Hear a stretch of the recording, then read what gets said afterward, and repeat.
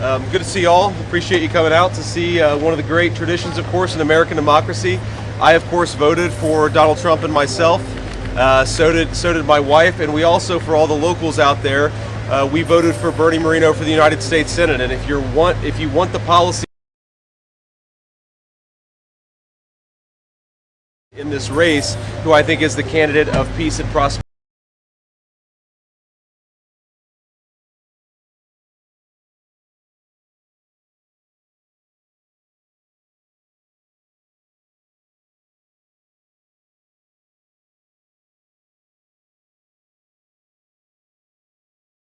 As it went for me a couple of years ago in the state of Ohio. So I appreciate you.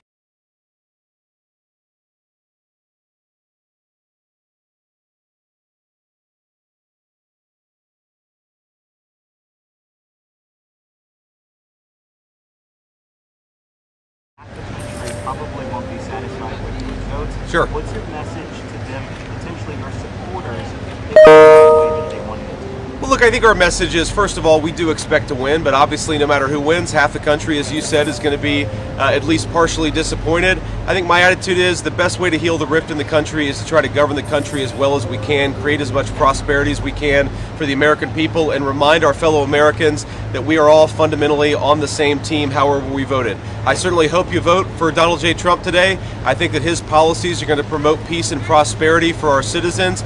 But if you vote the wrong way, in my view, I'm still going to love you. I'm still going to treat you as a fellow citizen. And if I am lucky enough to be your vice president, I'm going to fight hard for your dreams and for your family over the next 4 years. Senator, do you have an opinion on who will fill your Senate seat if you win? No, look, I'm way too superstitious to think about those things. Let's get this election over the finish line. Let's make Donald J. Trump the president-elect, and then we'll worry about what happens afterwards.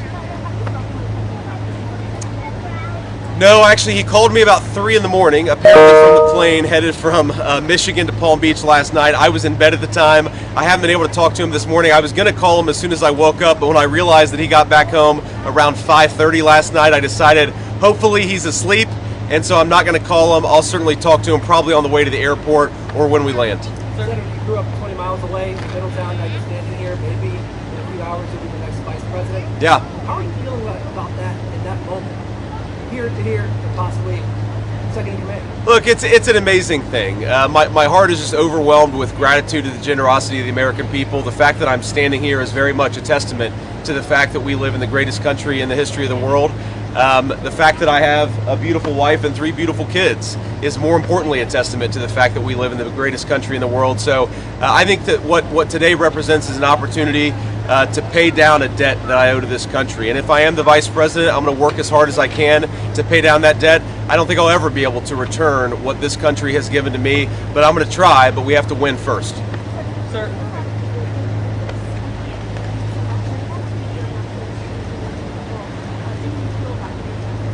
You know, my most important message is we ought to argue, disagree about, persuade each other about politics. That's part of the natural process. But we can't discard friends and we can't discard family members. I think that if we all just recognize this basic principle, that we ought to love people, we ought to be friends with people, we ought to be family members with people, regardless of their politics, that would do a lot to heal the division. I know myself, I've had a lot of friends, not a lot, I've had a few friends who have cast their friendship aside because I decided that I wanted Donald J. Trump to be the winner in the last election and in this election. I think that's a tragedy, and I'm not going to follow that example. I'd say to everybody, whether you're voting for Donald Trump or voting for Kamala Harris, remember, friends and family, that stuff is what really, really matters. We ought to be kind to one another. We ought to treat each other with respect. And fundamentally, what we're trying to do, President Trump and I, is just build the kind of country where our fellow Americans can achieve their dreams. But that's all of our fellow Americans, regardless of who they vote for. We'll take one more question. Senator.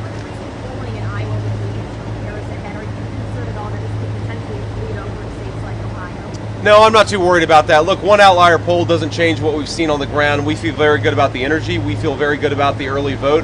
But ultimately, the ball is in the courts of the American people. Today is the day. If you don't want an open border, vote for Donald Trump. If you want to get back to low inflation and affordable groceries, vote for Donald Trump. If you want to return the world to peace and stability, vote for Donald Trump. That's my pitch to voters. I really do believe that we can have a golden age of prosperity in the United States of America, but voters are going to ultimately make that choice. I don't worry about any one poll. I think that we're going to win. I really do, but ultimately the voters make that decision. We'll see what they think about this by the end of the day, hopefully. God bless you guys. Thank you. You ready?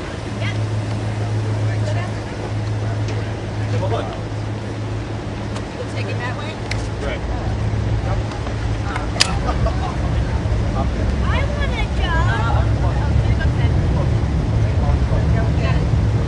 I get it back.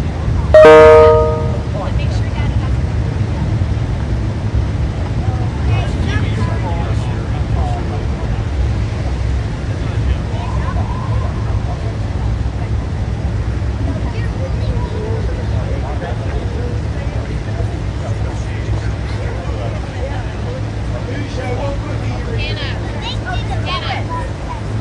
Yeah, just thank you.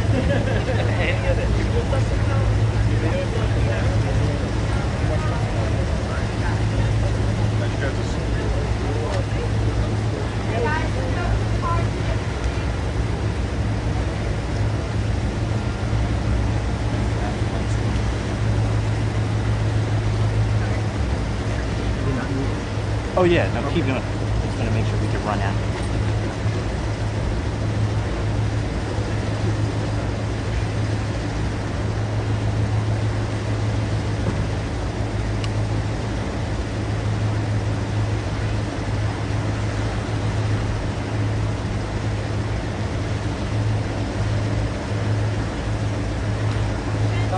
Bye, guys. We'll see you in Florida.